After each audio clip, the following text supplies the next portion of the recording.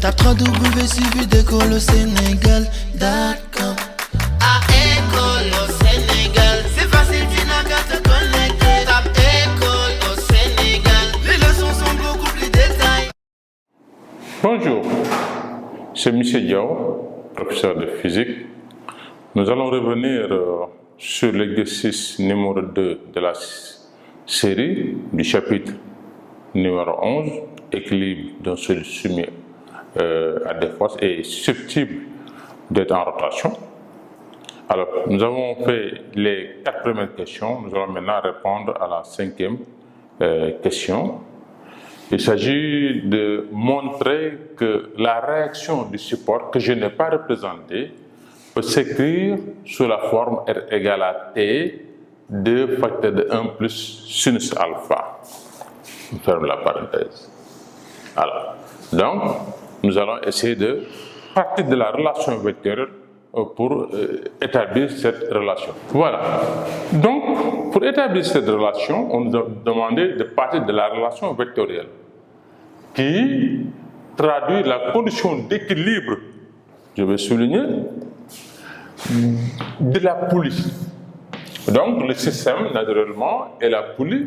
Les forces qui s'exercent sur la poulie, j'en fais l'inventaire, c'est TB, TD et TR, que j'avais déjà représenté. Et là, nous allons traduire la relation d'équilibre. R plus TB plus TD égale à vecteur nul. Cette relation, nous allons la projeter sur un système d'axes que nous avons choisi. Un axe horizontal et un axe vertical, tout ça au point D. Nous allons représenter les forces TD et TB sur cet axe-là. Eh bien, étant donné que TB plus TD plus R égale 0, donc en représentant TD, je connais TD, ça fait un angle alpha avec l'horizontale, et TB, j'en fais la somme, c'est-à-dire que R est l'opposé de la somme des deux. Et donc, en faisant ici la somme, je prends le côté opposé. Ça, le vecteur opposé, c'est R. Pour une bonne représentation, voilà, à l'échelle, je peux ainsi dire que R est ici représenté. Avant même d'arriver à l'établissement de la relation, je pouvais, pour une bonne construction, essayer de déterminer la valeur de R, parce qu'on me demande la valeur de R après. Je vais essayer de déterminer à l'échelle la valeur de R. J'ai donné une échelle pour TD. Et on avait montré que TB égale TD égale AT. Toutes les tensions ont la même valeur. Et donc, nous allons essayer maintenant, à partir de la relation vectorielle, de projeter sur un système d'axes et d'arriver à cette relation. Voilà. Donc là, on arrive ici pour projeter la relation d'équilibre. Donc voilà, j'ai projeté chacun des vecteurs. Et avec une transposition, on prend les projections de R sont en fait égales à moins projection de T, donc c'est moins TB, moins TD. Donc j'ai mis les moins là. Avec TB égale TD égale T. Donc ce qui me donne Rx égale à, ici je lis sur la première ligne, moins TD cos alpha, donc c'est moins T cos alpha, TD égale T. Et Ry égale à T plus TB, ça fait T, plus T sinus alpha. Et je peux factoriser. Maintenant, pour déterminer le module, je dis que R au carré, le module au carré est égal à Rx au carré, sa composante suivant X plus sa composante suivant Y, le tout, chacun élevé, chacune des composantes élevées au carré. C'est que donne cette relation-là. Donc, en organisant, je peux factoriser par T au carré ici, pour une première, cos carré, sinus carré, plus alpha, plus 2T carré, sinus alpha. Là, cos, il faut remarquer que cosinus carré plus sinus carré égale à 1, plus 1, ça fait 2, ce qui donne 2 fois T carré. Là, plus 2T carré sinus alpha. en factorisant, donc c'est une organisation mathématique, j'en arrive à 2t carré facteur de 1 plus sinus alpha.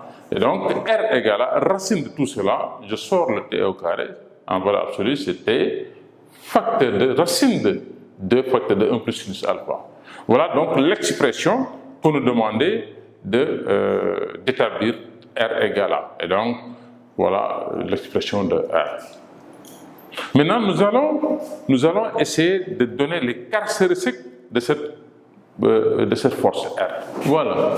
Et donc, si on demande les caractéristiques de la réaction, c'est de déterminer sa direction et de déterminer sa norme. On connaît le sens, c'est toujours de l'axe de rotation vers la poulie. Donc, ici, c'est entre l'axe et la poulie, c'est dirigé, si vous voulez, vers le haut, et on va déterminer bêta. Alors, pour cela, graphiquement d'abord, on va définir une échelle. J'ai représenté TD, TB, tout ça, à l'échelle de 2,5 newtons, correspond à 2 cm. Et j'ai mesuré réellement, R correspond à peu près à 3,5 cm. De ce point de vue, donc, je peux par une règle 3 déterminer la valeur de R à peu près graphiquement, pour me donner une idée de ce que doit donner le calcul. Ensuite, pour la direction, voilà la direction. Si la construction est bonne, l'angle bêta, c'est-à-dire l'angle que fait R avec la verticale, est ici donné. Quand j'ai mesuré, ça me donne dans l'ordre de 29 degrés, j'ai dit à peu près égal à 30 degrés. Voilà les valeurs que me donne la détermination graphique. Donc, d'où l'intérêt de bien faire le schéma. Maintenant, je vais faire ça par le calcul.